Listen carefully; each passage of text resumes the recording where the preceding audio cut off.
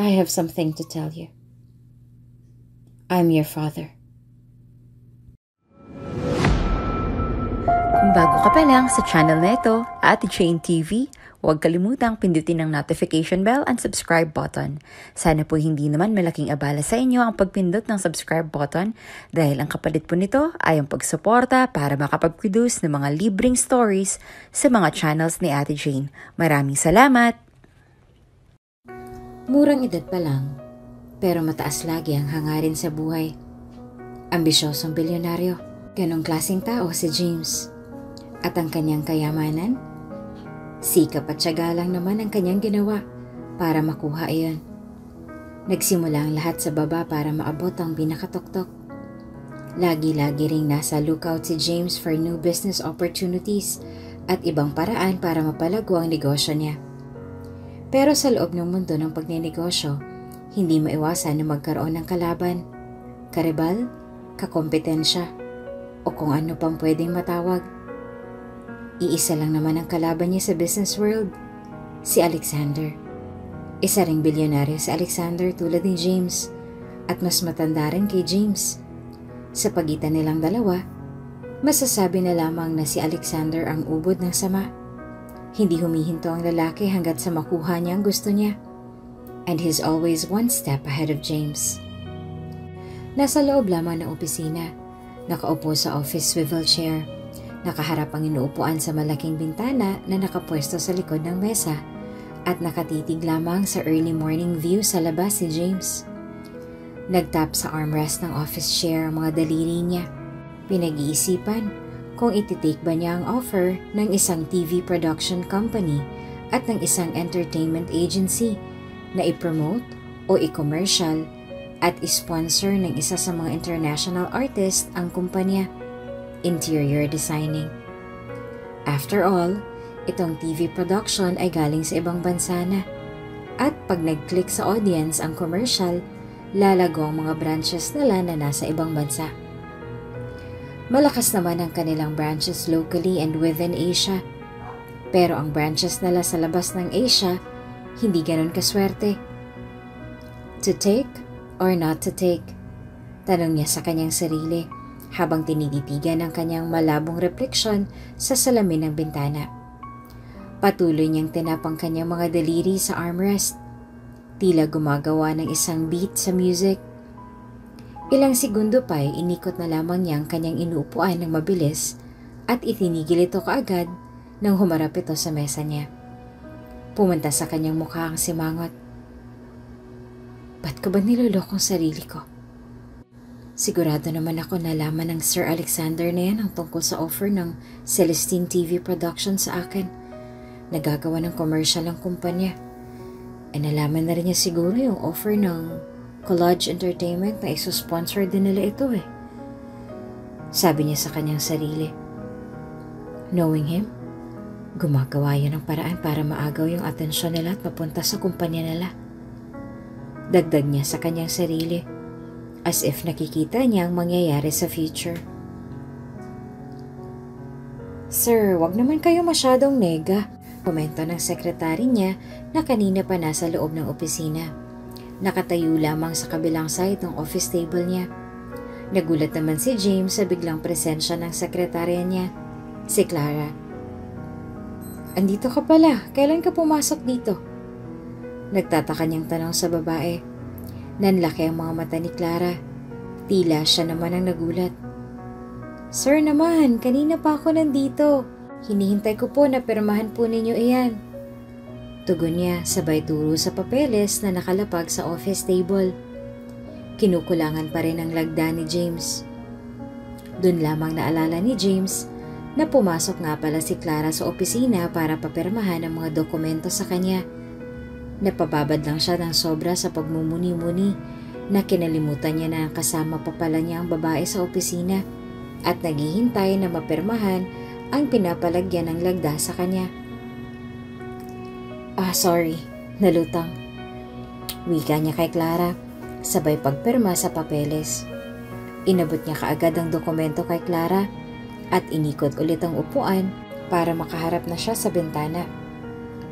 Bumalik siya sa kanyang pagmumuni-muni. Hindi pa rin makapagdesisyon kung ititake ba niya ang offer or hindi. Napabuntong hininga si Clara at pinanood ang kanyang boss at parang may kapangyarihan na magbasa ng isipan ng tao. Alam na niya kung anong posibleng tumatakbo sa isipan ni James. Wala namang mawawala kung tatanggapin mo yung offers nila, wika niya. Napatingin naman sa kanya si James. Akala ng lalaki na umalis na si Clara, pero andito pa rin ang babae, nakangiti sa kanya. Ayos ka maka-lecture dyan ah. As if I didn't tell you the same thing way back when your mother returned from overseas at nagsuggest na sumama ka na lang sa kanya papunta sa ibang bansa para sa pag-aaral mo. Wala rin namang mawawala sa'yo kung tinanggap mo yun eh. Tugon niya kay Clara. Matagal na magkakilala sina James at Clara. Magkakinakapatid sila. Ninang ni Clara ang mother ni James. Kaya naman super close na ang dalawa. Parang tunay na ang magkapatid ang turingan nila sa isa't isa. Pareho rin nilang pinaghihirapan ang mga bagay na meron sila ngayon. Pareho silang hindi gaano kayaman sa simula. Pareho rin na business related ang mga kurso na pinili nila noong college. At pareho rin silang pinalaki ng single parent. Pinalaki si James ng nanay niya at father naman ang nagpalaki kay Clara. Ang pagkakaiba nga lang ay nakilala na ni Clara ang mother niya noong high school silang dalawa. Habang si James ay wala pa rin kaide-ideya kung sino ang tatay niya. Iba naman yun eh. Pag sumama ako sa kanya, di ko na makakasama si Papa. Tsaka, di kaya kita pwedeng iwanan. Kailangan kitang mabantayan. Tugon ni Clara na pabiro. Kinunat ni James ang kanyang noo. Naasar na itinuturing pa rin siya na parang bata ni Clara. Malaki na ako, sagot niya sa babae. Imbis na mag-sorry, tumawa lamang si Clara. Natatawa sa naging reaksyon ng kanyang kinakapatid na ngayon ay boss niya. Anyways, bakit pa hindi mo tanggapin yung offers? Ano bang kinakatakutan mo? Tanong niya sa kanya. Binalik ang usapan ukol sa offers na pinoproblema ni James na dapat hindi naman problemahin dahil dali lang naman ang sagot. Si Sir Alexander, sagot kaagad ni James. Pagtatakang bumalat kay Clara. Hindi maintindihan kung ano naman ang koneksyon ng matanda sa magiging desisyon ni James. Oh, ano naman sa kanya? Tanong niya. Gustong malinawan tungkol sa binanggit na name ni James. Baka kasi nalaman niya nang yung tungkol dito. Tapos may ginawa na naman behind the scene. Plotting something that will ruin me or make me lose again. Paliwanag ni James, sabay simangot. Hindi makapaniwala si Clara na ito ang naisip ni James. Well, totoo naman na maraming nagawang matanda laban sa kanila at sa ibang business. At lagi-lagi si Alexander nananalo. Ayaw lang ulit makabangga at makalaban ni James si Sir Alexander. Pero alam ni Clara na hindi pwede na laging takbuhan ni James ang matanda. Kaya naman ngumiti siya at sinabi, hindi naman pwede na forever mo yan isipin, na forever mong iiwasan ng matandang yun. Sometimes you have to take risks to win or to get to the top. Mula sa mga salita ng babae, napangiti si James. Alam niya na tama si Clara, kaya naman agad na walang dilema sa kanyang mukha at napalitan ng determinasyon. Tama ka. Tatanggapin ko yung offer. This time we'll boost our company status all over the world. Sabi niya, ngumingiti at nakaramdam ng bagong confidence. Salamat kay Clara. Lumipas ang araw na parating ni James sa Celestine at Collage Entertainment na tinatanggap niya ang mga offers. Ngayong araw, nakaschedule ang meeting niya sa 2 board members mula sa 2 companies para pag-usapan kung paano magiging flow ng promotion at kung sino ang gagamiting spokesperson. Akala ni James na sila lang ni Clara ang kikitain ng board members at hindi nila inaasahan na may isa pa pala. Pagkarating nila sa coffee shop kung saan magaganap ang meeting, malaki ang ngiti ni James. Halatang halata na excited siya. Pero agad itong nawala nang makita niya ang isang pamilyar na matandang lalaki na nakaupo sa kanilang reserve table. Si Alexander. At kasama rin ang matanda ang dalawang kamiting dapat nila. Sir Cadell. I'm so glad that you can make it. Bati ng board member mula sa Celestine, si Victoria. Nagkamay naman si James kay Victoria at sa board member ng Collage Entertainment na si Martin. Pero hindi pa rin nabubura ang gulat sa kanyang mukha sa tuwing napupunta ang tingin niya kay Alexander. I'm so glad that I can finally work with you, Sir James Cadell. Bati ni Alexander, as if wala siyang atraso sa batang businessman. No choice. Umupo sa tabi ni Alexander si James habang nakakunat ang noo. Pinilit ng bata na ngumiti. Naitago ang kanyang bitter feeling sa matanda. Pero mahirap ito gawin dahil suspect siya ni James na may ginawa behind the scenes ang matandang katabi niya. And what's worse, nalaman niya na ang mangyayaring promotion and commercial ay magkakaroon ng collaboration between his company and Alexander's company. Pero hindi pa naman ito opisyal. Kaya nga nagaganap ang meeting para pag-usapan kung okay lang ba ito sa dalawa. Mukhang okay lang kay Alexander.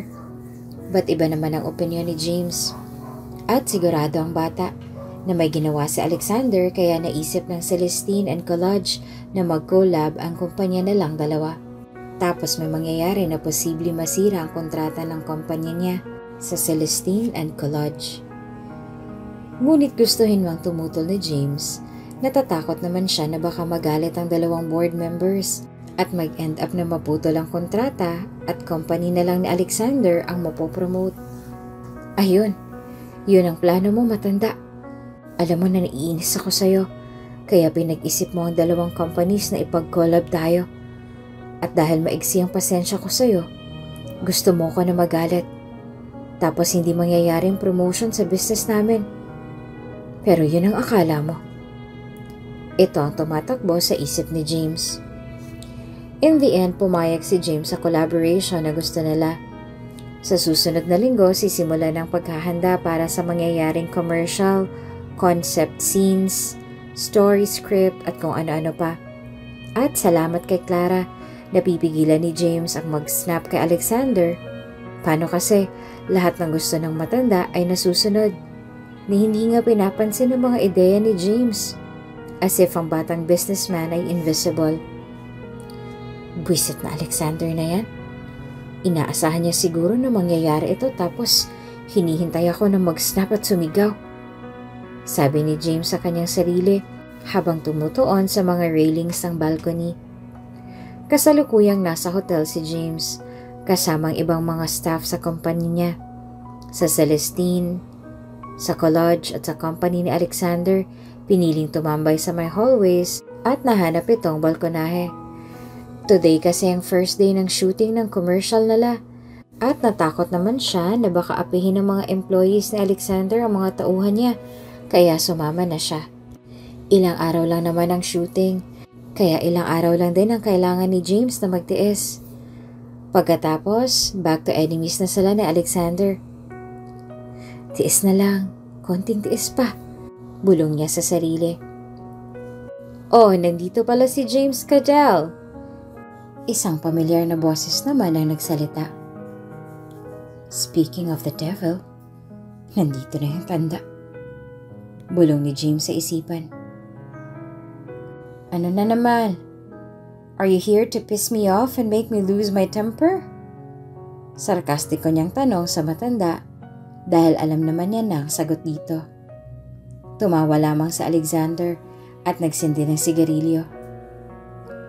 Wala kang mararating kung hahayaan mong tapak-tapakan ka ng iba dyan. Komento niya sa bata. Napascoff na lamang si James, nainis sa mga salita ng matanda. Yung iba kasi dyan, kung makatapak, daig pa si Goliath. Tugon niya. Halatang pinapatamaan si Alexander. Pero hindi naaapektuhan ng matanda, kundi humalakhak lang din ito. Para ka kasing insekto. Ang daling pisain. Minsan nagtataka ako kung paano lumago ang business mo eh. What? Are you even trying? Did your mother raise you as a wimp? Pang-aasar ni Alexander. Lumabas na ang galit na kinikimkim ni James. Eh gago ka pala eh. Of course I'm trying. I'm doing my best. Sadya lang talagang ubod ka ng sama na lahat inagaw mo. At minsan sinisiraan mo pa yung iba para lang sa mga interes mo. Pagtaas niya ng boses sa matanda. At huwag na huwag mong idadamay ang nanay ko rito. Because she did everything she could. And that's why I became the person who I am today. A wimp? Patuloy na pag-asar ng matanda. A hard-working pero mabuting tao. Hindi tulad mo. Inaabuso ang kapangyarihan. At tinatapakan ng lahat. Determinado ang sagot ni James. Kung nagaganyan mo ang ibang mga businessman at ibang tao, pues ibahin mo ako. Yun ang mga huli niyang salita at saka umalis. Ayaw niya nang makasama pang matanda ng ganong katagal. Pinanood ni Alexander na mag-walk away si James at ngumiti. Your father would be proud of you.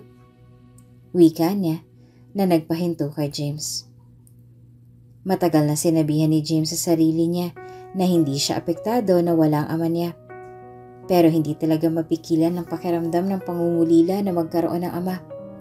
Naramdaman niya na parang naluluha siya, kaya tumugon siya na hindi nalingon sa matanda. Wala akong tatay. And I don't need him to tell me that I've done great. Masaya na ako kay Inay. At agad na umalis. Huwag kang umiyak. Hindi mo siya kailangan. Hindi mo kailangan ng ama mo na iniwan ng kanyang mag-ina. You don't need your father. Bulong niya sa kanyang sarili habang mabilis na naglakad papunta sa kwarto niya. Kausap ang sarili. I don't need him. Hindi ko siya kailangan.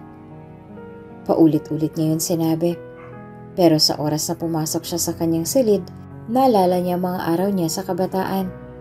Ang bawat Father's Day na lumilipas, bawat Pasko, birthday, mga araw na ipinagdasal niya na bumalik ang ama niya. Pero hindi nangyari. At saka bumuhos ang mga luha niya.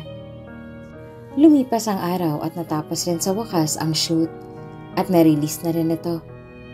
Proud naman sila sa kinalabasan ng commercial.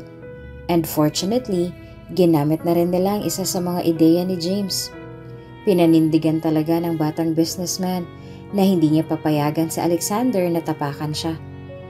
At dumaan ang mga buwan, lumago ang branches nila sa ibang bansa na nasa labas ng Asia. Kaya naman bilang celebration, nanlibre si James sa lahat ng employees at katrabaho niya.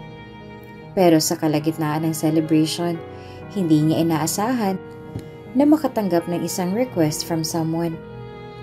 Habang nakikipag-inuman si James, nilapitan siya ni Clara na may dalang isang liham na galing kay Alexander.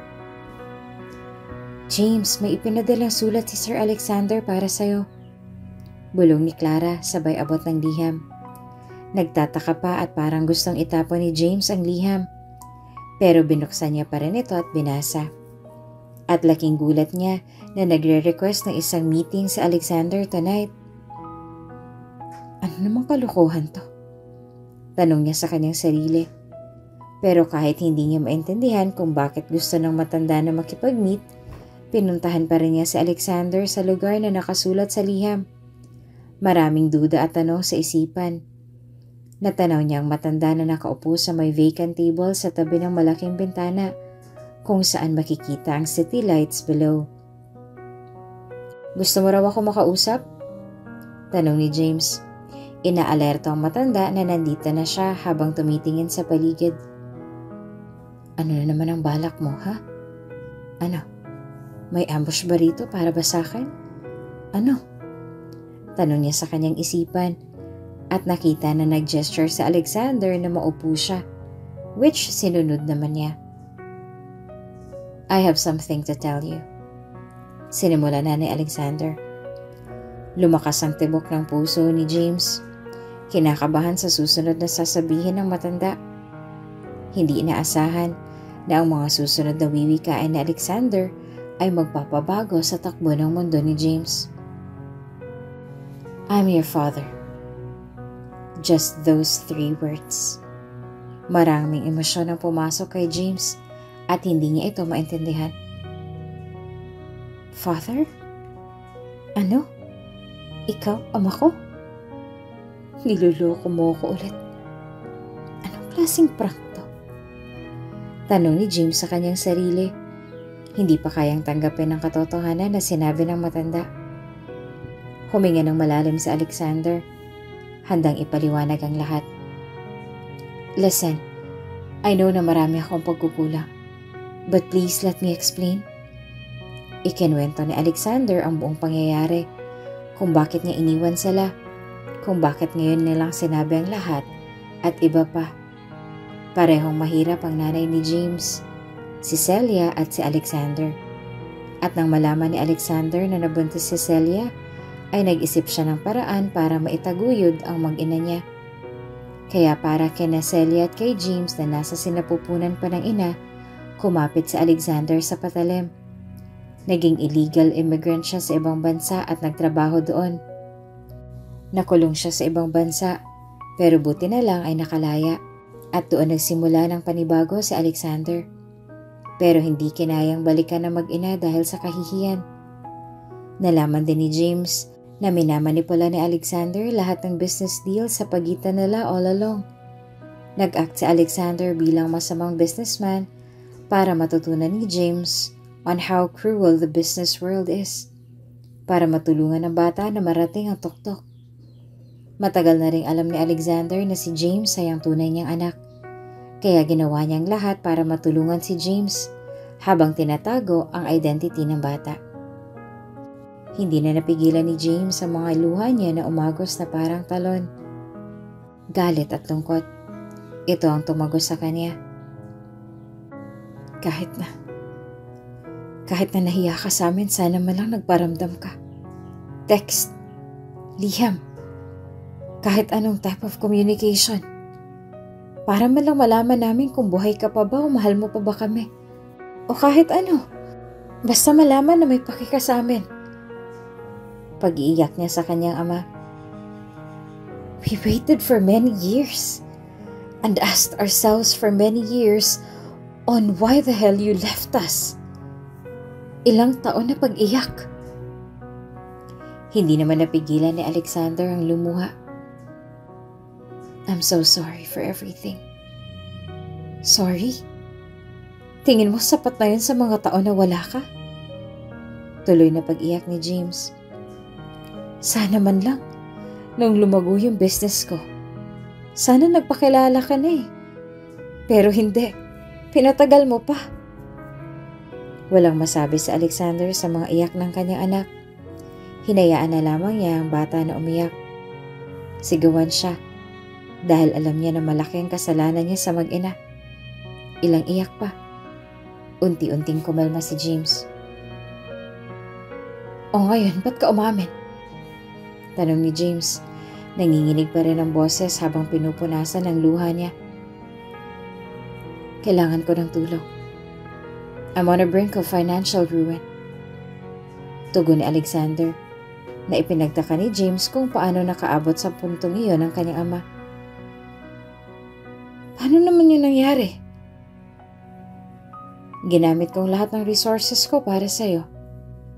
Pero hindi ko pinagsisisihan na tinulungan kita. Pero ayoko rin mawala lahat ng pinaghirapan ko. Ayoko maapektuhan ng mga empleyado ko. Sagot ni Alexander. Walang pagsisisi na baka sa kanyang mukha. Muli ay pumasok sa isang dilema si James. Tutulungan ba niya ang tatay niya o hahayaan niya and let karma get to Alexander? Anong gagawin niya? Tinitigan niya ang kanyang ama at naalala ang mga milagro na nangyaring nakaraan sa kanya na nagpalago sa negosyo niya. Lahat yun ay gawa ng tatay niya. Nakapagdesisyon na siya. Sige, sa isang kondisyon. We work together as father and son and not as enemies. Ito ang naging desisyon niya. na nagdala ng saya sa mukha ni Alexander. At tulad ng napag-usapan, nakapagpatayo ng bagong business ang mag-ama, a legacy that would last for generations. Isang negosyo na mas lalong lumago at patuloy na tumatakbo sa mga sumunod na taon. Sa wakas, natupad na ni James ang isa pa niyang pangarap, ang makilala ang kanyang ama. Sa may balkonahe ng skyscraper, pinanood ni James ang mga city lights below. "Ano naman ang ginagawa mo rito?" tanong ni Alexander. Sinasamahan ng anak sa balkonahe. Kasalukuyan kasing nagsiselebrate sila dahil sa success ng business nila at sa kagustuhan ng katahimikan. Umakyat si James papunta rito sa balkonahe. "Fresh air lang." At napaisip-isip. Tugon ni James. Nakangiti. Isang kontentong ngiti at tila ba nagpagaan sa loob ni Alexander. "Dad, thank you." Wika ng bata, sabay harap sa ama niya. "Thank you for everything. And I know success is not about winning. It's about making sacrifices para sa mga tao na mahal mo. I would make them all over again for you, anak." Nakangiting tugon ni Alexander. Tuluyan ang nawalang mabigat na ilang taon niya nang dinadala. Walang natira kundi saya at pagmamahal. Kung bago ka pa lang sa channel na ito, Ate Jane TV, huwag kalimutang pindutin ang notification bell and subscribe button. Sana po hindi naman malaking abala sa inyo ang pagpindot ng subscribe button dahil ang kapalit po nito ay ang pagsuporta para makapag-produce ng mga libreng stories sa mga channels ni Ate Jane. Maraming salamat!